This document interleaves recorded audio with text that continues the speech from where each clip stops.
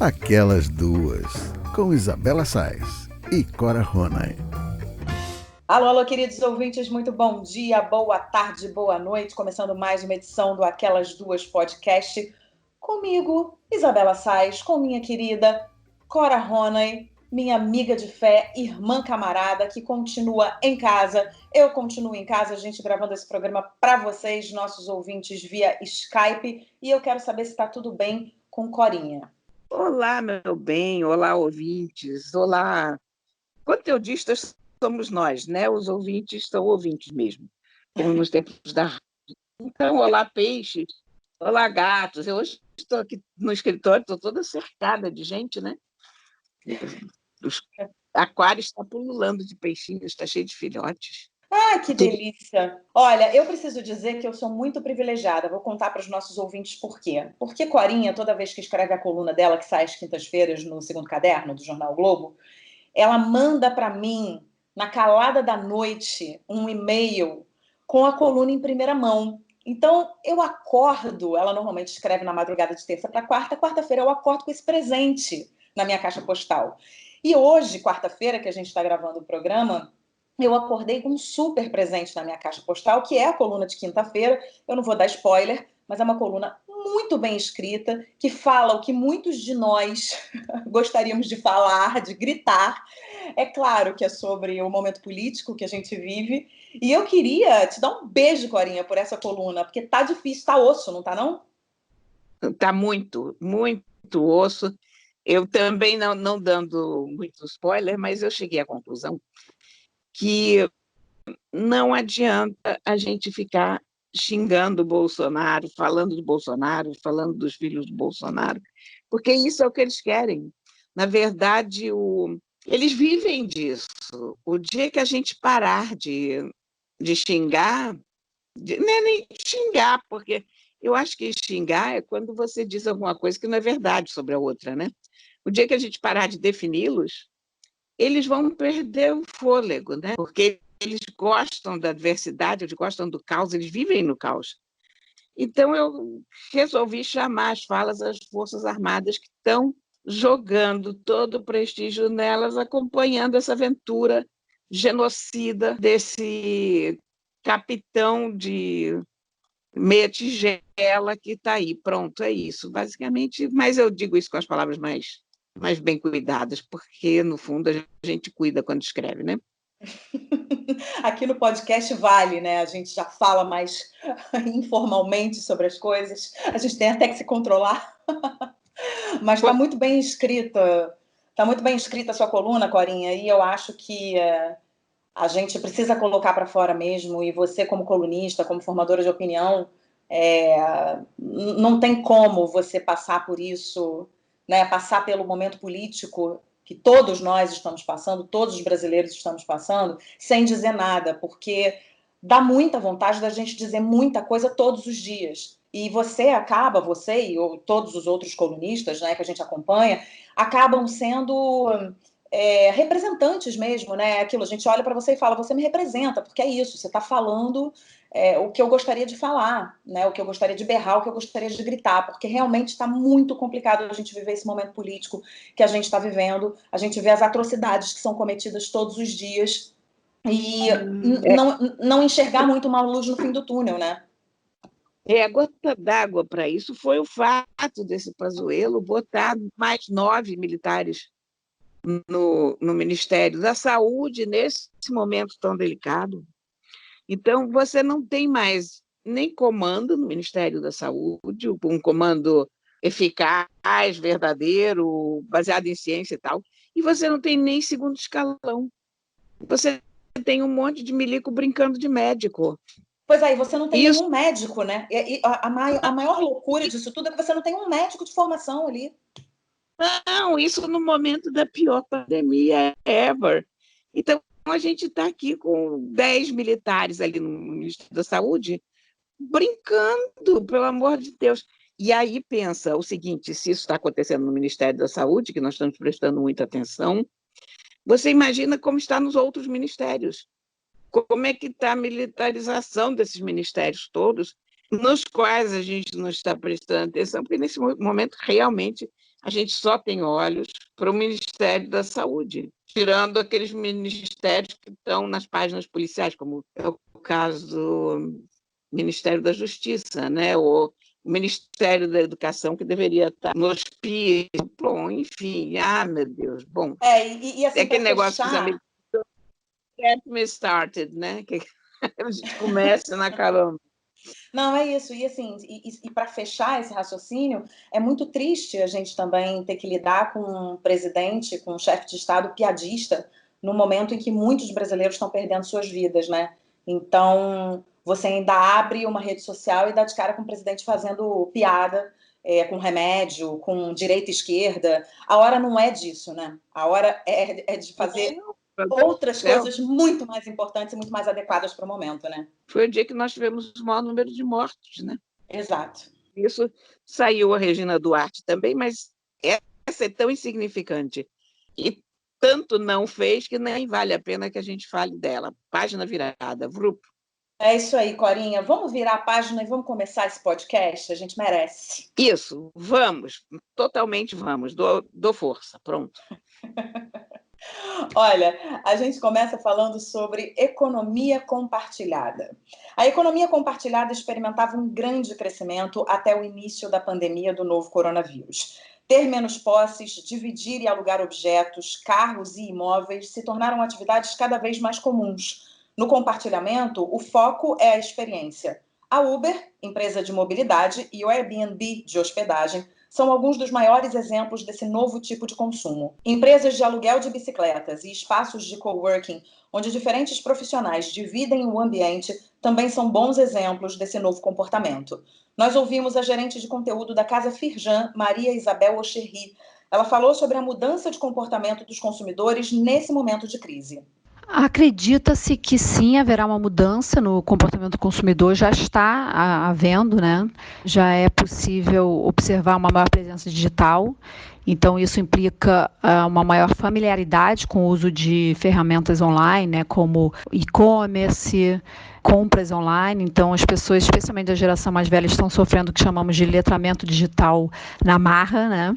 E isso pode ser super positivo. Então gerações que não estavam habituadas com o uso de certas ferramentas, como de videochamadas, por exemplo, elas estão agora se vendo obrigadas, até por uma questão de uso profissional, a empregá-las e para manter o contato social, né, com seus amigos e familiares. Agora, com a pandemia e o isolamento social, as empresas de economia compartilhada estão diminuindo os lucros drasticamente. No relatório trimestral, a Uber reportou a perda de quase 3 bilhões de dólares e revelou que a rotatividade dos carros na plataforma caiu cerca de 80% em abril.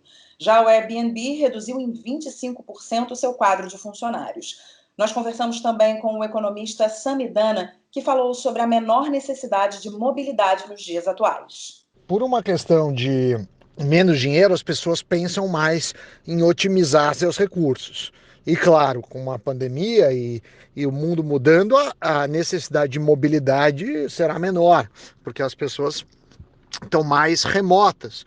Diante disso, é natural que tenhamos uma mudança, principalmente, que já vinha acontecendo, né, com menos carros e pelo menos um desejo menor de ter a posse das coisas. E o que podemos esperar para o pós-pandemia? Maria Isabel Ocherry falou sobre a importância do digital nesse momento.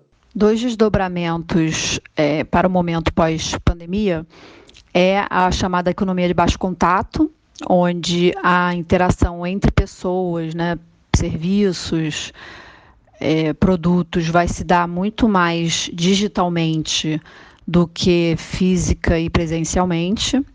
E também fala-se muito na crise de confiança entre as pessoas, né? No momento de extrema preocupação com saúde, com higiene, a confiança nos outros vai ficar ameaçada.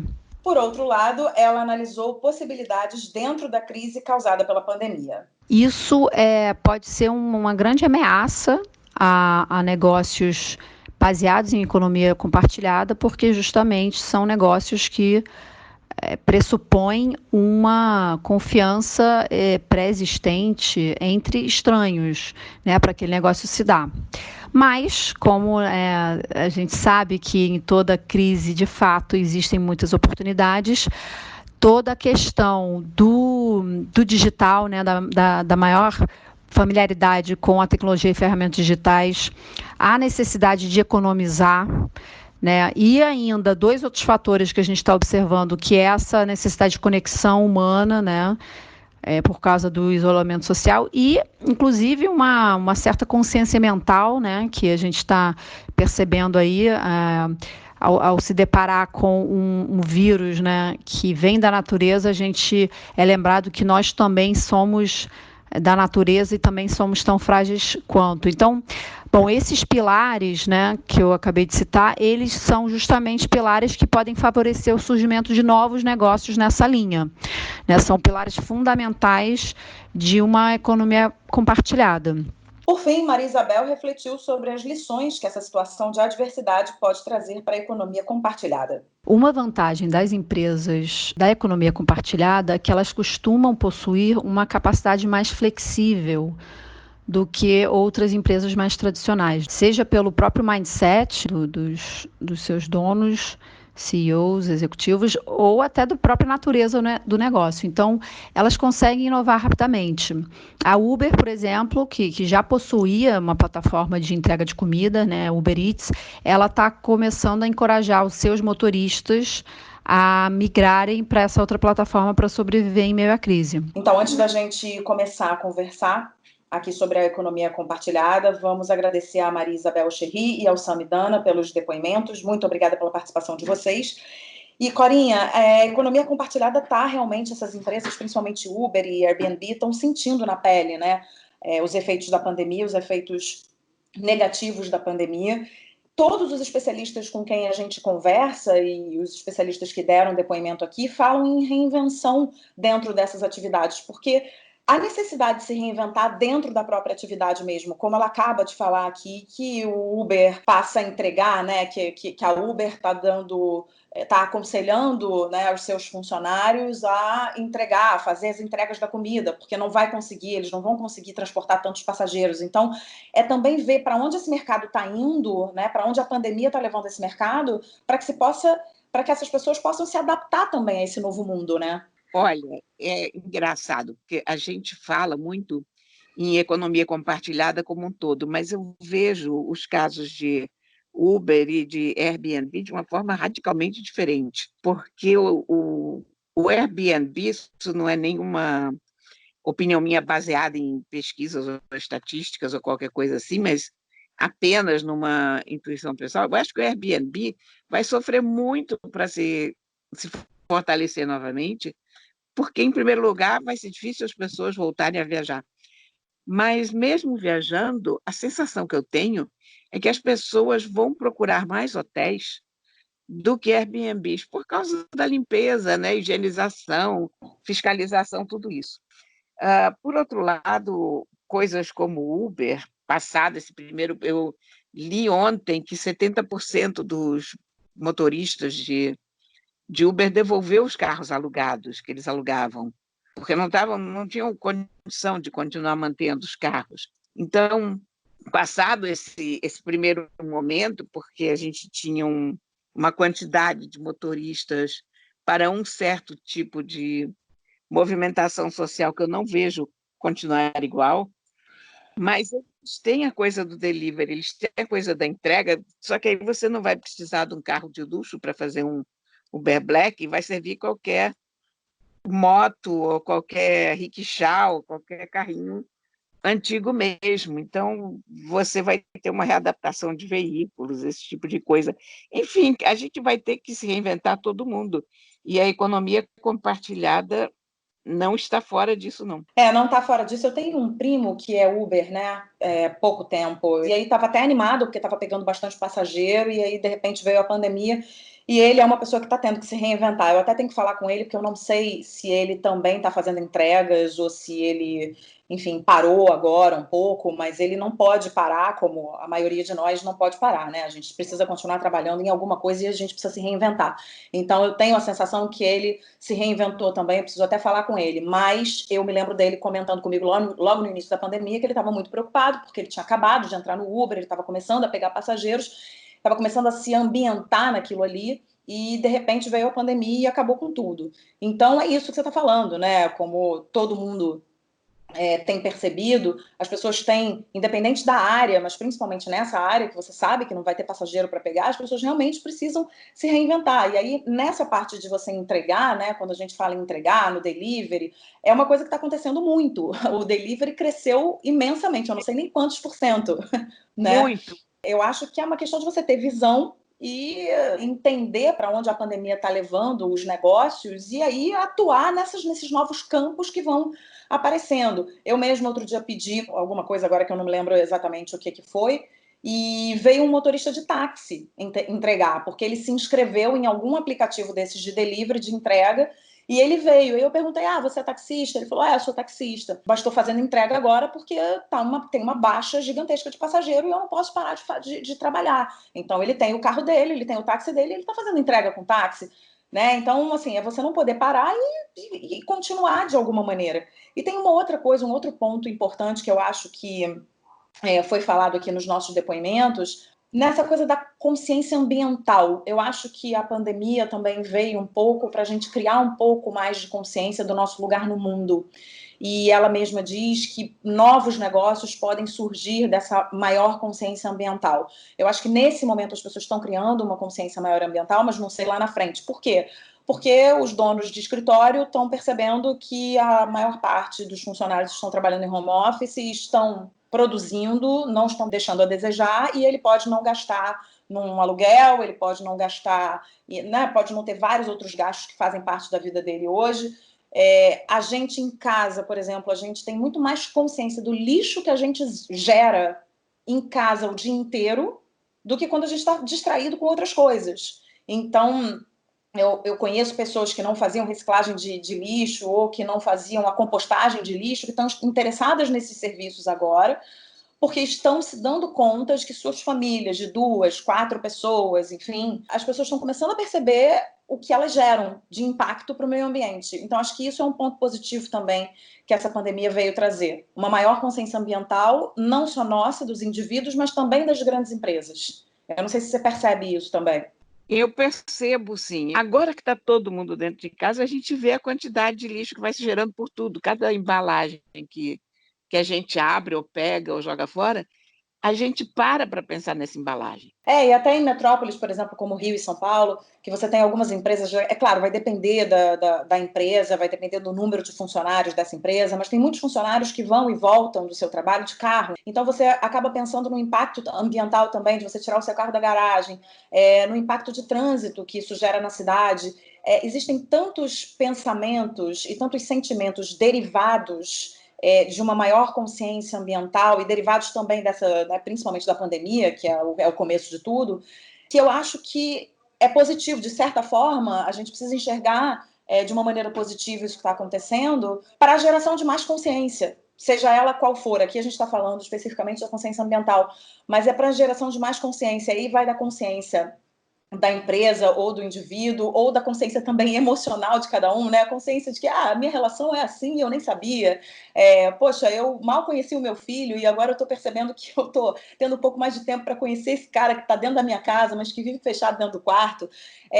Eu não sei, eu acho que, né, é uma geração de consciência muito maior. Acho que a gente está falando de uma coisa muito maior provocada por essa pandemia. Não sei, a gente foi para um caminho aqui bem mais amplo, mas eu acho que vale a discussão, porque eu realmente sinto que existe uma consciência maior. É porque, no fundo, essa pandemia é uma coisa tão avassaladora que ela toca em todos os pontos da nossa vida. Então, a gente começa a puxar um fio num ponto, a gente, quando olha, está no outro, porque é um tecido em cima disso tudo. É o mesmo tecido, no fundo, é a vida. É isso, é a vida. E por falar em vida, Corinha, a gente fala agora sobre os projetos adiados por conta da quarentena, da pandemia. Eu imagino que você conheça algumas pessoas que adiaram seus projetos, adiaram seus planos. Eu conheço muitas pessoas também, inclusive eu mesma, e a gente vai falar sobre isso agora. A pandemia e o isolamento social chegaram à nossa rotina sem aviso prévio e a mudança de estilo de vida foi necessária para todos. Tivemos que cancelar viagens, festas e comemorações. Mas, muito além disso, deixamos projetos inacabados ou que nem foram colocados em prática no meio do caminho. Para muitas pessoas, 2020 seria o ano de tentar um novo emprego, uma gravidez, uma mudança de endereço. Agora, em casa, temos que adaptar nossos planos e aceitar que alguns vão ter que ficar para depois. A psicóloga Sônia Garcia falou sobre como lidar com essas desilusões. O que atenua a frustração nessa circunstância que nós estamos vivendo é saber que o mundo inteiro foi equiparado nas mesmas dificuldades. Quando nós temos frustrações de impotência desvantajosa, em que só nós nos sentimos em desvantagem e vemos que tudo ao nosso redor está indo bem, aí sim é mais limitante. Mas nessa crise nós estamos todos no mesmo barco. Nós precisamos entender que a vida é como é e não como nós gostaríamos que ela fosse. Então a dica é trabalhar resiliência, se ajustar ao possível, não se acomodar, buscar novas soluções, pensar diferente e não ter aqueles pensamentos egoístas de achar que só nós estamos com problema. Nesse caso, todos estão, e a maioria com problemas muito maiores que os nossos. A psicóloga ainda ressaltou a importância de se adaptar à realidade do mundo e de se reinventar. A vida é sempre um caminho de escolhas. Então, resistir à mudança quando elas são inevitáveis significa você escolher perder, ficar parado, né? Porque desde que o mundo é mundo, todas as espécies precisaram se adaptar, porque só evolui quem muda. Então, se você resiste, você vai ficar para trás. E tudo bem, é uma escolha. O mundo ele está permanentemente mudando todo o tempo, né? Então, as crises, elas quando vêm, elas só aceleram as mudanças. Porque eu acredito que após essa pandemia, tudo e todos estarão diferentes.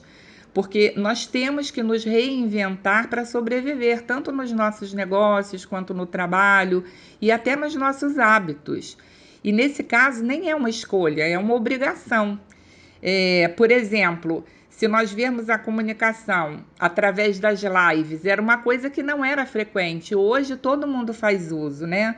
Alternativas de mais integração entre as pessoas, pessoas que nem se conheciam e nem se falavam, fazendo shows em varandas, as famílias criando modelos de diversão na quarentena.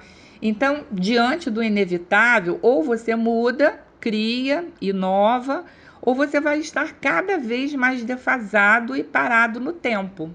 E é nos momentos difíceis que ganhamos experiência e aprendemos algumas lições. Sônia também falou sobre oportunidades que podem surgir com a crise. Nós sempre saímos com algumas lições importantes, porque toda crise ela deixa um aprendizado. Por exemplo, o quanto é importante você investir em capacitação para que numa necessidade de se reinventar profissionalmente, você possa ter um conhecimento mais amplo que possa explorar. Outra coisa, a importância de ser proativo, de ter uma boa visão de futuro, de saber aproveitar oportunidades. Outra coisa importante que muitos não se preocupam é de ter uma reserva financeira de emergência que possa nos dar suporte em tempos de crise, porque muitas vezes você pode estar privado do trabalho, no caso de empreendedores, principalmente nesses nichos mais informais, ou até mesmo perder o trabalho, né, em empresas. Ou seja, a crise nos ensina que não dá para ficar parado, esperando passar. Nós precisamos reagir rápido, entender as demandas do mercado para que a gente possa se adaptar ao novo modelo dessa vida imposta, né? Nesses quase 60 dias de crise, quem estiver se reestruturando, por exemplo, já vai estar mais preparado. Bom, vamos agradecer a Sônia Garcia, a participação dela. A Sônia falou muitas verdades, né? Aliás, a Sônia falou coisas que a gente já sabe, mas que a gente custa a acreditar, a gente custa a se convencer de que é melhor agir assim e não agir assado, porque vai fazer melhor, né? Vai fazer bem para o seu emocional e etc. Eu, Corinha, não sei você, mas eu precisei de uns 10, 12 anos de terapia, uma vez por semana, religiosamente, para saber, para descobrir que eu não controlava o mundo e o universo. Quando eu descobri isso, foi uma sensação tão libertadora, mas tão libertadora. Eu me considero uma pessoa tão livre, porque eu aprendi que eu não controlo absolutamente nada. E eu também aprendi isso não só com as minhas sessões de terapia, mas com o meu filho, porque eu acho que quando a gente tem uma criança, quando a gente tem um bebê, principalmente na fase do bebê, e depois também nas outras fases, mas você olha aquela coisinha e fala, tudo pode acontecer e eu não faço ideia do que eu faço nesse momento. Então você tem uma sensação e você tem a prova de que você não controla absolutamente nada. E eu acho que as pessoas que estão mais sofrendo nessa pandemia são as pessoas que, já que a gente está falando de planos, né? São as pessoas que fizeram seus planos, são as pessoas que tinham tudo ali certinho, já tudo combinado, tudo organizado, e de repente veio a pandemia e falou, ó, querida, joga seus planos, não necessariamente joga seus planos no lixo, mas bota eles mais para frente, porque agora não vai dar para realizar. E a pessoa fica enlouquecida porque não saiu de acordo com o que ela estava planejando. E, enfim, ela tinha ali uma ilusão de que ela tinha um controle sobre uma situação e ela não tem. Então, eu acho que quando a gente se liberta dessa sensação de que a gente controla tudo, porque a gente não controla absolutamente nada, a gente não controla o segundo depois, né? Quando a gente se liberta disso, fica tudo muito mais fácil e fica mais fácil a gente aceitar que os nossos planos podem não se realizar. O que você acha? Eu concordo inteiramente. E, aliás, eu só me dei conta de que não era dona do universo e não controlava tudo exatamente quando eu tive meus filhos. Porque nenhuma mãe consegue, depois que nasce um filho, você chega à conclusão que você não controla nada.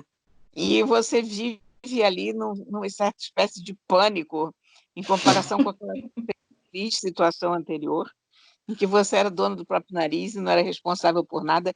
Eu digo que quando a gente é mãe, a gente perde uma espécie de virgindade emocional, sabe? Quer dizer, a gente até ser mãe, a gente está nem aí, né? Nada é importante, tanto faz. A hora que nasce aquela criança, você passa a ter um pânico do mundo, né? É isso, você descreveu muito bem. É exatamente isso que acontece. E aí, mas ao mesmo tempo é muito bom quando você tem diariamente um exercício de falar para você mesma e de sentir, de experimentar na pele, que você não controla.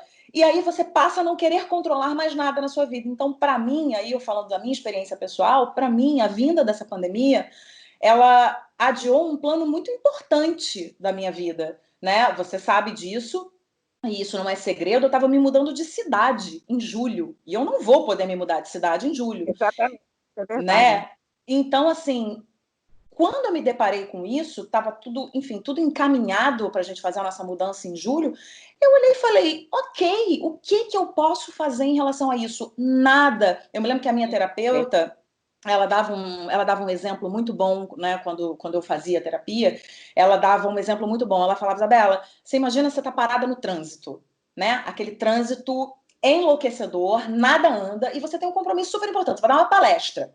E aí você começa, e fica naquela ansiedade, e buzina, e, né, começa a subir aquele fogo, aquela loucura que você não sabe o que você faz. Cara, olha para essa situação e veja bem, você pode fazer alguma coisa para sair desse trânsito? Você pode largar o seu carro e ir a pé no meio da... Não pode, não existe o que você possa fazer para esse momento. Então, relaxa, liga e fala, cara, tô presa no trânsito.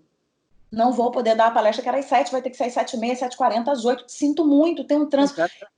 Você não pode fazer nada em relação a essa situação. Então, eu acho que a gente está vivendo, nesse momento, a situação do trânsito com um compromisso inadiável. É inadiável esse compromisso? Cara, não é. Diante dessa situação, não tem como. Então, você precisa adiar. Então, eu adiei a minha mudança de cidade e eu não passei mal com isso.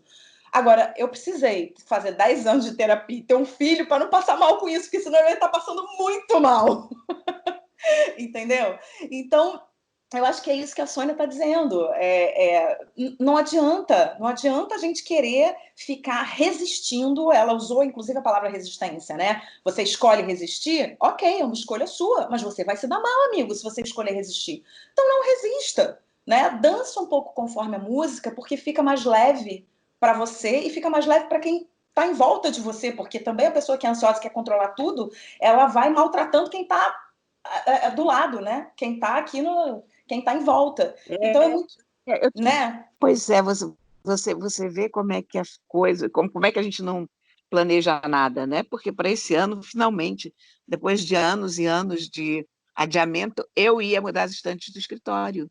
E eu ia fazer um aquário grandão de 100 litros e o Truman e Capote, os cascudos, estavam todos felizes que eles iam para uma casa grande, como eles merecem. E agora eu continuo com as mesmas estantes e os coitados dos meus cascudos continuam no mesmo quarto e sala em que eles vivem. Assim é a vida. Assim é a vida, assim caminha a humanidade. Até os cascudos precisam reduzir a ansiedade deles, porque não é agora que eles vão se mudar de casa.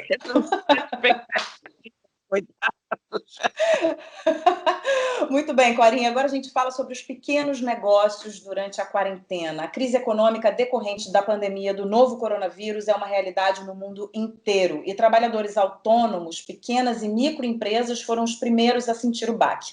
Segundo um levantamento do Sebrae, divulgado no mês passado, que falou com 6.080 empreendedores de todo o país, quase 88% dos pequenos empresários ouvidos viram o faturamento cair, em média, 75%. Pensando nisso, os negócios têm encontrado soluções criativas para driblar a crise. Vouchers para serem usados quando o confinamento acabar e descontos são algumas das opções. Vaquinhas e bazares online também são formas de atrair clientes e criar uma rede de apoio nesse período difícil. Plataformas colaborativas, como os sites Apoie um Restaurante e Ajude um Boteco, dão descontos para quando o isolamento acabar. E também tem muita gente se reinventando por aí, como a gente vem falando o programa todo. A gente conversou com a jornalista Simone Ruiz, que trabalhava no mercado editorial, mas mudou o rumo da vida profissional ao se tornar produtora de alimentos. Ela contou um pouco para a gente sobre como está sendo exercer essa nova função durante a pandemia. Boa tarde, Cora, Isabela, é um prazer estar aqui com vocês. Muito obrigada pelo convite, pela oportunidade de compartilhar essa minha pequena história, que começa no dia 1º de janeiro de 2020, de uma maneira muito triste, com a morte do meu pai, Manuel Fernando Ruiz Calíquio, que me deixa aos 77 anos, precocemente, me deixa mergulhada em um luto que eu mal consigo viver, porque logo, logo eu sou atropelada pela pandemia do coronavírus, né, por essa crise humanitária mundial aí que a gente vem enfrentando, alguns de maneira mais privilegiada, eu me incluo entre esses, outros de maneira bastante cruel. Eu me vejo diante de 2 dilemas, né? O primeiro, que é o desafio de se reinventar profissionalmente, né? Eu sou jornalista por formação, mas tive um longo período aí de trabalho no mercado editorial, que me levou em 2018 a criar o projeto Livro ao Vivo, que é uma produtora de eventos literários que promove o encontro de escritores, artistas em geral com seu público, sempre a partir da temática dos livros. Eu fico diante desse dilema, eu tenho a minha atividade profissional interrompida, e o segundo dilema, que é o que fazer com as 2 principais heranças que meu pai me deixou, né? Uma especial habilidade para fazer amigos, né, e me relacionar com pessoas, e o segundo dilema, que é o que fazer com uma pequena propriedade rural que ele me deixou de herança, em Saquarema, região dos Lagos do Rio de Janeiro, onde ele vinha há 10 anos plantando, cultivando o palmito pupunha in natura. Ele vendia para restaurantes do Rio de Janeiro, todos fechados por conta do isolamento social imposto pela pandemia. Eu me vejo com essa propriedade rural sem a menor habilidade nem conhecimento disso, motivada pelo meu marido, que tem um espírito empreendedor contagiante. Intuitivamente eu me caiu uma ficha, eu falei, eu vou começar a oferecer isso para os meus amigos, né? Essas delícias para os meus amigos. E assim foi, num crescendo. A primeira semana 10 pediram, a segunda 20, na terceira 30. Eu estou num momento em que eu estou literalmente exercendo a atividade essencial de entregadora, que está sendo extremamente prazeroso, porque com todos os cuidados que eu tenho que ter, eu descobri que levar esse alimento para os amigos e para os amigos dos amigos, né, é um alimento não só para o corpo, mas para a alma, para o espírito e para o coração. E a conclusão de que a conexão com a vida nesse momento passa muito pela conexão com a natureza, com a preservação da natureza, e eu só tenho a agradecer por esse ciclo de vida que começa para mim de uma maneira casual, inesperada e surpreendente, né? É isso, recomendo. Natureza na veia.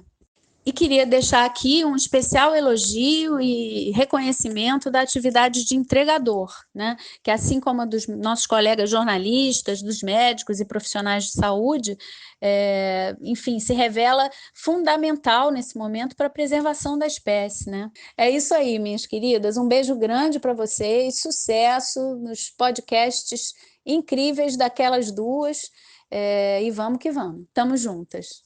Olha, queria agradecer muito a querida Simone pelo seu depoimento. Eu adoro essas histórias humanas tão variadas e bonitas, né? E é que um final feliz, porque eu vou te dizer uma coisa. Eu já comprei bananas e limões da Simone e são deliciosos. É difícil a gente achar banana ouro no mundo, por exemplo, e ela tem gostosíssima, a banana d'água dela maravilhosa. E ela tem pupunha também, então ela tem assim poucos produtinhos, mas os produtos um melhor que o outro, aquela coisa assim que você vê que, nossa, fresquíssimo, colhido agora. Amei os produtos da Simone, recomendo para todo mundo. E olha, eu quero agradecer também a Simone. A Simone é um amor, a gente já se conheceu pessoalmente, a Cora me apresentou para ela, a gente fez um evento juntas e estou muito feliz com essa reinvenção da Simone e mais feliz ainda porque a gente sente no depoimento dela que ela está verdadeiramente feliz e satisfeita com essa transformação. A gente está vendo que ela está falando mesmo com o coração, está falando com a alma. Que coisa boa, né? Que bom que ela pôde aproveitar o que ela herdou do pai dela para distribuir e para vender e para se reinventar e para se refazer. Isso é muito bonito, é uma história muito bonita mesmo que ela contou. Gostei muito. E olha, para fazer pedidos para Simone, o telefone é 21, Rio de Janeiro, né? 991010937. Vou repetir, 991010937. Ela recebe encomendas às segundas e terças para entregas de quinta a sábado. E boa sorte, Simone, que você prospere muito nessa sua nova faceta, né, Cora? Ela me lembra muito o caso do Marquinhos Palmeira. É verdade. Era ator, não sei o quê, de repente descobriu as delícias da vida do campo e nunca mais voltou. Tá certo ele. Fica aí, Marcos Palmeira. Fica aí, Simone, que vocês estão mais certos. Olha, e agora a gente vai para o último assunto do nosso podcast, que é um assunto delicioso. É a volta dos cinemas drive-in. Em 2 meses de quarentena, a TV e as plataformas de streaming viraram algumas das nossas opções de entretenimento caseiro. Mas um clássico está de volta durante o isolamento social, o cinema drive-in. O público assiste ao filme dentro do carro e normalmente a trilha sonora é transmitida por meio de uma frequência de rádio FM ou em caixas de som. A novidade já pode ser vista em cidades como Brasília e São Paulo. No Rio de Janeiro, as sessões de cinema dentro do carro vão estrear na semana que vem no estacionamento da Janesse Arena, na Barra da Tijuca, zona oeste da cidade. A temporada de filmes vai até o fim de junho. Cada sessão, com duração de 4 horas, custará R$ 100 por carro. No litoral de São Paulo também há opções. A rede Cinesystem e um shopping de Praia Grande se uniram para abrir um drive-in improvisado no estacionamento do local. A programação é a que estava em cartaz em março, antes do fechamento, e outros filmes recentes. Em Brasília, um cinema tradicional do estilo, fundado em 1973, foi o único autorizado a abrir no Distrito Federal no fim de abril.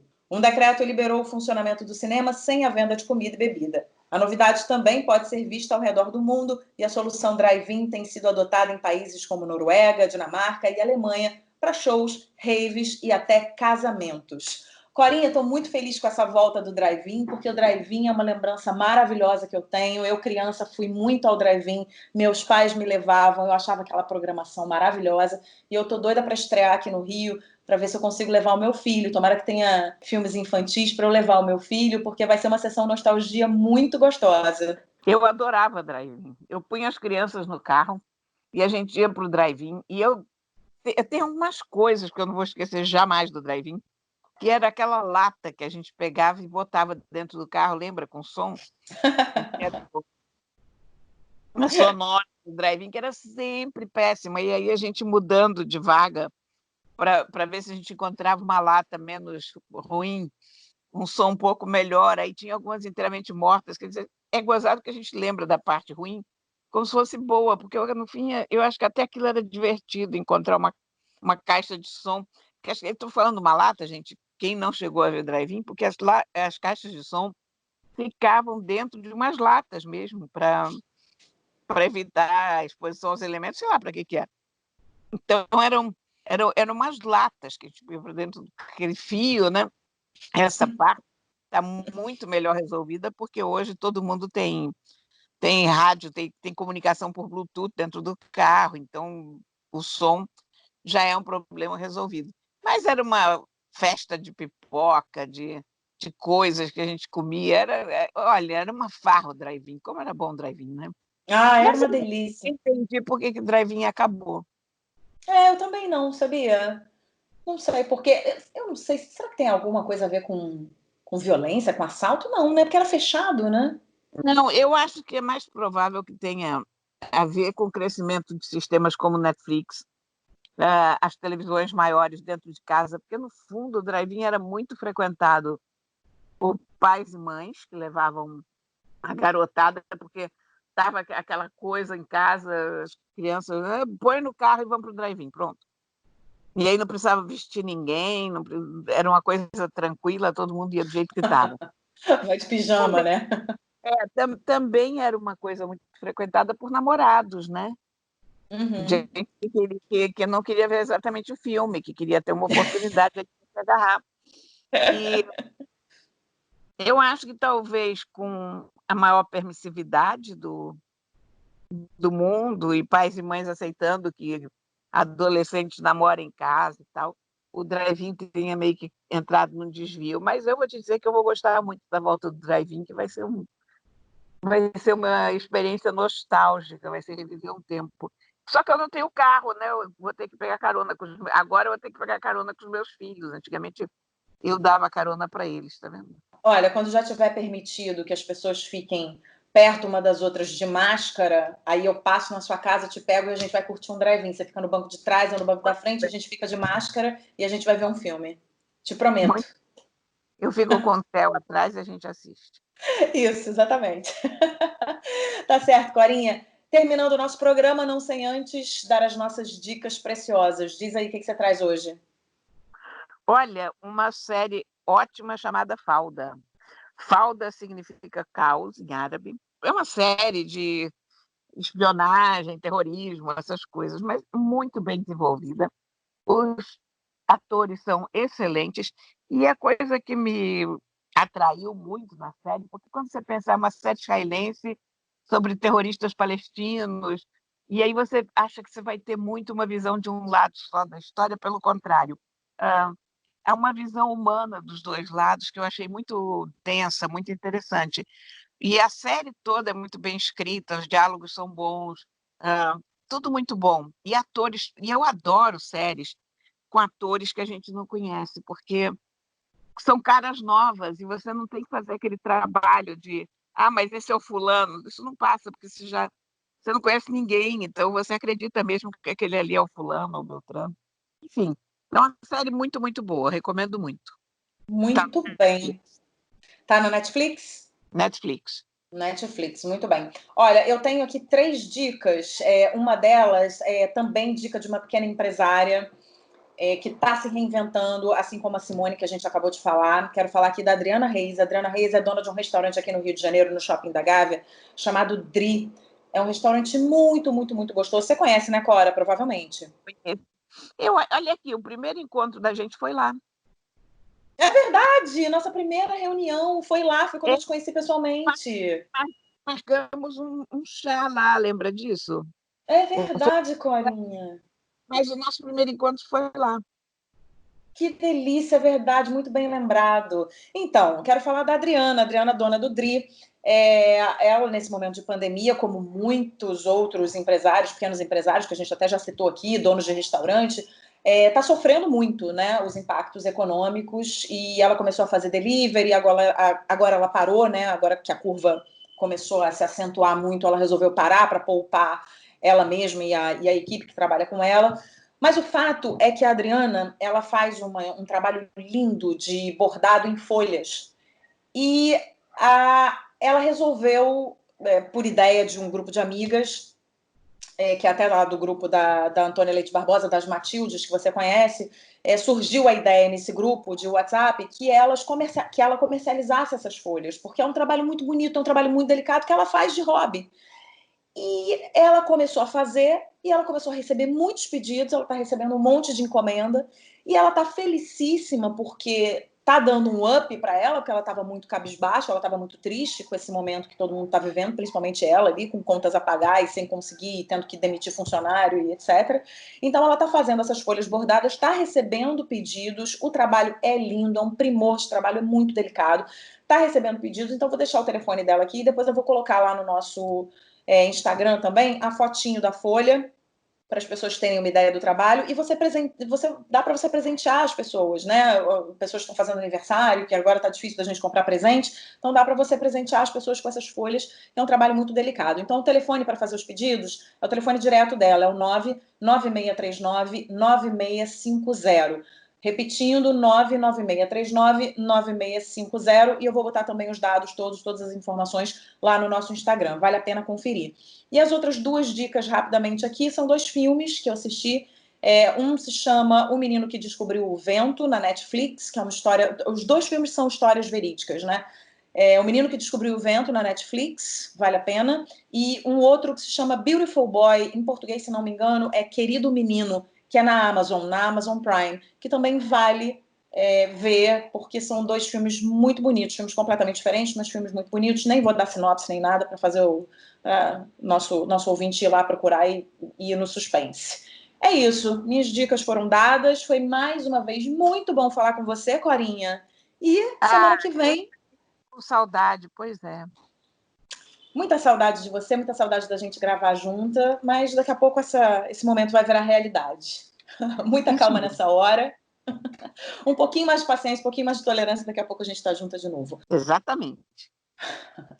É isso. Para os nossos ouvintes, então, que quiserem falar com a gente, aquelas 2 podcast@gmail.com é o nosso e-mail, e estamos no aquelas 2 podcasts no Instagram. Lembrando que a gente tem uma playlist maravilhosa, que inclusive eu ouvi muito a nossa playlist nesses últimos dias, e você, com as suas músicas dos anos 50, 60, você me fez viajar. Boas, amei. Né? Nossa, maravilhosas. Eu lembrei de músicas que minha mãe cantava para mim quando eu era pequena, sabe? Muito gostoso. Você é da geração dos meus filhos. Então, eles certamente se lembram muito disso. Eu me lembro muito da gente viajando de carro, eu e eles, e ouvindo essas músicas, sabe? Não, maravilhoso, eu adorei. Então é isso, temos a nossa playlist lá no Spotify, você vai a qualquer momento, qualquer hora, a hora que você quiser, você vai lá ouvir. É isso, grande beijo para todos os nossos ouvintes e até semana que vem, valeu. Um beijo. Aquelas 2, com Isabela Sais e Cora Ronay.